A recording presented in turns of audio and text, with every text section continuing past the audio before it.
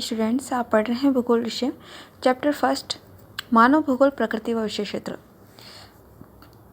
इस चैप्टर में जो है हम मानव भूगोल की प्रकृति को कल की क्लास में पढ़ चुके थे। आज का जो नेक्स्ट टॉपिक रहता है मानव भूगोल का विषय क्षेत्र। आपका जो सिलेबस चेंज हुआ है, सॉरी सिलेबस में जो भी आपके टॉपिक्स कट हुए हैं तो उसमें से जो है आपकी पूरी की पूरी जो पिछले जो भी क्लासों में आपका पढ़ाया गया है उसमें आपकी 3 तो पूरी कंप्लीट यूनिट्स जो हैं आपकी कट हो चुकी हैं। आपका अभी तो जो है आपको जो पढ़ाया जा रहा है उस पर आपको ध्यान देना है, क्योंकि अभी जो पढ़ाया जा रहा है वो कट नहीं हुआ है। अब आपको जो भी पढ़ाया जाएगा वह आपके सिलेबस, जो न्यू सिलेबस आया है उसके हिसाब से ही पढ़ा जाएगा, जो जो आपके कोर्स में रहेगा। ठीक है, तो अभी जो है आपको अभी जो पढ़ाया जा रहा है उसी पे ध्यान देना है। जो पिछली क्लास में पढ़ाया गया है वो लगभग आपका पूरा कंप्लीट जो है कट हो चुका है। उसमें से आपका सिर्फ एक यूनिट रहती है जो आपको जो पढ़ाया गया है वो आपको लर्न करना है। ठीक है, इसके अलावा और कुछ लर्न नहीं करना। वो आपको एक वीडियो के माध्यम से या आपकी जब भी क्लास होगी तब उसमें आपको बता दिया जाएगा।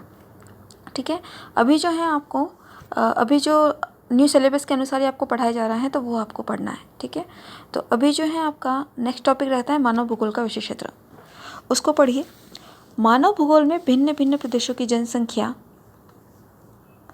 वहाँ के प्राकृतिक संसाधन, सांस्कृतिक भूदृश्य व जीवन की मान्यताओं, पारस्परिक संबंधों का अध्ययन मानव की उन्नति के उद्देश्य से होता है। हंटिगटन ने मानव भूगोल के अध्ययन क्षेत्र को 2 वर्गों में बांटा है, भौतिक दशाएं और मानवीय अनुक्रय। इनके विषय क्षेत्र क्या है, मतलब कि किन किन ऐसे कौन कौन से वह क्षेत्र होंगे जिन क्षेत्रों में हम जो है मानव भूगोल को पढ़ेंगे। एक कौन कौन से वह पॉइंट्स होंगे। पहला पॉइंट्स आपका दे रखा है जनसंख्या, दूसरा दे रखा है वहाँ के प्राकृतिक संसाधन, तीसरा है आपका सांस्कृतिक भूदृश्य वो उसका जीवन मान्यता है, फिर अंतिम जो रहता है उनके पारस्परिक संबंधों का अध्ययन। ठीक है, सबसे पहले लोग ही होंगे उस क्षेत्र में, सबसे पहले क्षेत्र में लोग होंगे जो वहाँ रहेंगे, फिर उनको रहने के लिए किसकी आवश्यकता पड़ेगी, संसाधन की। ठीक है, जब संसाधन की आवश्यकता पड़ेगी तो इन दोनों में जो है एक सांस्कृतिक पारस्परिक संबंध। ठीक है, और इन पारस्परिक संबंधों का फिर क्या किया जाएगा, अध्ययन। तो ये क्या रहेंगे, इनके रहेंगे विशेष क्षेत्र। ठीक है, जो हंटिगटन है उन्होंने इसके 2 क्षेत्र बताए हैं मानव भूगोल के अध्ययन के, एक तो भौतिक दशा है और एक मानवीय अनुक्रय। ठीक है, मानव भूगोल का विषय क्षेत्र जो है व्यापक है। इनके प्रमुख जो है आपका इसमें आपको 6 जो है डिवाइडेशन दे रखे हैं अध्ययन क्षेत्र के। पहला जनसंख्या, जो मैं बता चुकी हूँ, प्रदेश के प्राकृतिक संसाधन, सांस्कृतिक वातावरण, नियोजन व प्रादेशिक संगठन, कालिक अनुक्रम और अन्य प्रदेशों से इसका किस प्रकार से संबंध होता है। इसको हम थोड़ा डिटेल में पढ़ना स्टार्ट करेंगे। सबसे पहला पॉइंट रहता है आपका जनसंख्या का। जनसंख्या किस प्रकार से इसके मानव भूगोल में विशेष क्षेत्र में योगदान देता है उसके बारे में पढ़ेंगे। प्राकृतिक वातावरण के विभिन्न तत्वों का अध्ययन तथा मानव क्रियाकलापों पर इन तत्वों के प्रभाव का अध्ययन किया जाता है। इसमें प्राकृतिक संसाधन, भूमि, जल, वन, खनिज का अध्ययन सम्मिलित है। जाहिर सी बात है, इन संसाधनों का यूज़ कौन करता है, मानव करता है।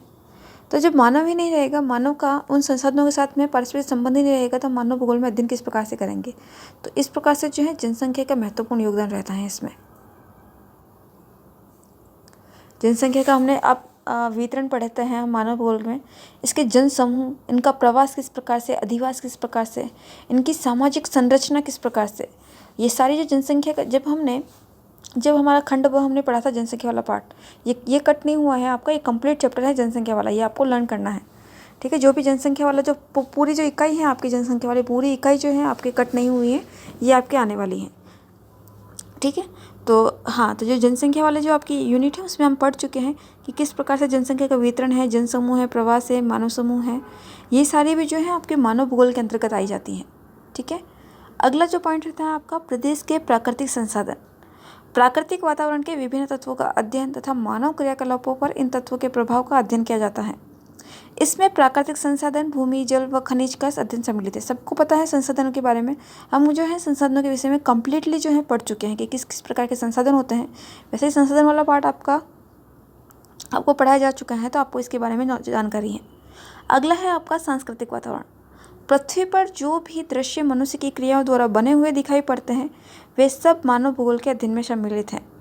सांस्कृतिक तत्वों में क्या आएगा, मानव व पर्यावरण के जो अंतर संबंध को हम पढ़ते हैं, मानव किस प्रकार से पर्यावरण के साथ में अंतर संबंध बनाए हुए हैं। हम ये समझते हैं कि किस प्रकार से हर एक क्षेत्र के हिसाब से मानव की हमें सांस्कृतिक और जो भी मानव की जो भी क्रियाकलाप होते हैं वो हमको उसकी प्रकृति के अनुसार, उनके इन्वायरमेंट के अनुसार हमको देखने को मिलते हैं।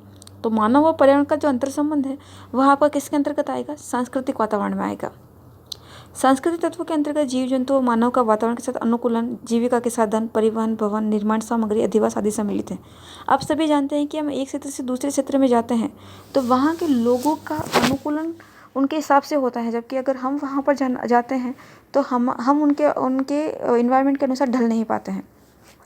अगर अधिक उष्ण क्षेत्र वाला व्यक्ति अगर अधिक शीत वाले क्षेत्र में चला जाता है तो वह वहाँ पर नहीं रह पाएगा। वह उसके अनुसार, उस वातावरण इन्वायरमेंट के अनुसार जो है खुद का जीवन जो है व्यतीत नहीं कर पाता है। वहाँ अगर और किसी विशेष क्षेत्र को लेकर देखते हैं, उनकी जीविका के साधन भी अलग अलग देखने को मिलते हैं। कहीं पर मैदानी क्षेत्र हैं तो वहाँ का जीविका का साधन क्या होगा? कृषि होगा। पठारी क्षेत्र है तो खनिज होगा। तटीय क्षेत्र है, समुद्री क्षेत्र है तो वहाँ पर बंदरगाह होंगे, वहाँ का साधन जो है मछली पालन होगा। अगर रेगिस्तान है तो वहाँ पर ऊँट देखने को मिलते हैं। एक्चुअल में बात यह है कि जीविका के साधन भी वहाँ पर क्या होंगे? अलग होंगे। परिवहन भी हमें अलग देखने को मिलेंगे। जहाँ पर समतल भूमि है, बस से ट्रेनें आराम से जा सकती हैं। अगर कहीं दूर है तो हम जो है अलग वाहन होगा उसके लिए। भवन निर्माण भी अलग अलग देखने को मिलता है। जैसा कि आपका जो अभी नेक्स्ट जो अगर आपका जो नेक्स्ट चैप्टर है उसमें हम जो एस्किमो जनजातियाँ, दूसरे जनजातियाँ पढ़ते हैं तो आप देखोगे कि वहाँ के जो निवास क्षेत्र हैं वो अलग हैं। ठीक है, तो इस प्रकार से जो है उनके सांस्कृतिक वातावरण को मानव भूगोल में अध्ययन किया जाता है। अगला है आपका कालिक अनुक्रम।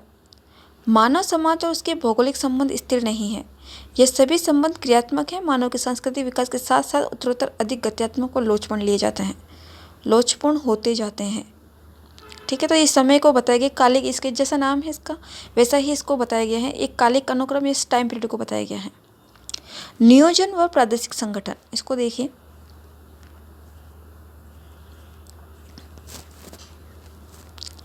भूगोलवेत्ता के केवल इतना ही नहीं मालूम होता है कि पृथ्वी तल पर मानवीय दशा किस प्रकार वितरित है, वरन यह भी जानना आवश्यक है कि उनका वितरण इस विशेष ढंग से क्यों है। उपयुक्त विभिन्नताएं या तो प्राकृतिक वातावरण के कारण होती हैं या मानवीय क्रियाकलापों के कारण होती हैं।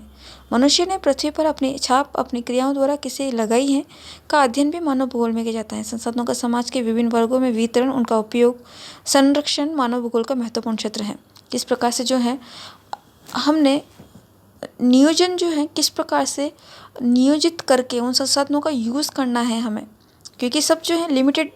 एक्चुअल में हमने वैसे तो आपका जो है जो भी अभी तक जो पढ़ाया गया है उसमें से कुछ टॉपिक्स जो हैं आपके कट हो चुके हैं, जिनको आपको बता दिया जाएगा बाद में। अभी तो जो आपको पढ़ाया जा रहा है वही पढ़ना है। ठीक है, तो वैसे जो पिछली क्लास में आपको पढ़ाया हुआ है वह आपका काम का ही है, क्योंकि उससे रिलेटेड कुछ हैं जो आपको जानकारी के लिए यहाँ पर पढ़ने को समझने को मिलेगा। हमने नियोजन के बारे में मैंने आपको समझा चुकी हूँ, जो भी आपकी पिछली क्लासें रही हैं। तो नियोजन जो है यहाँ पर संसाधनों का नियोजन किस प्रकार से, कि हमें संसाधन जो है लिमिटेड है तो उनका हमें किस प्रकार से आने वाले समय में जो है उनका यूज़ करना है, उनका संरक्षण करना है, उनका उपयोग करना है। वह नियोजन जो है आपको इसमें आपको इस मानव भूगोल में जो है ये सत्र बताया गया है। ठीक है, मानव भूगोल के अध्ययन का दूसरा पक्ष है भविष्य के परिप्रेक्ष्य में मानव वातावरण तंत्र का अध्ययन करना। असंतुलित विकास के कारण प्रकृति असंतुलित होती है। जाहिर सी बात है, अगर भूगोल विषय ही जो है संतुलन पर आधारित है, जो हमारी प्रकृति है अगर संतुलन नहीं होगा तो यहाँ पर असंतुलन की स्थिति में जो है हमें विपरीत परिणाम और विपरीत स्थिति जो है हमको देखने को मिलती है। अनेक समस्याओं का सामना भी करना पड़ता है। इसी कारण से जो है यहाँ पर आगे दे रखा है, आज वातावरण अवनय प्रदूषण की समस्याएं बढ़ती जा रही हैं। यही कारण है असंतुलन की स्थिति के कारण।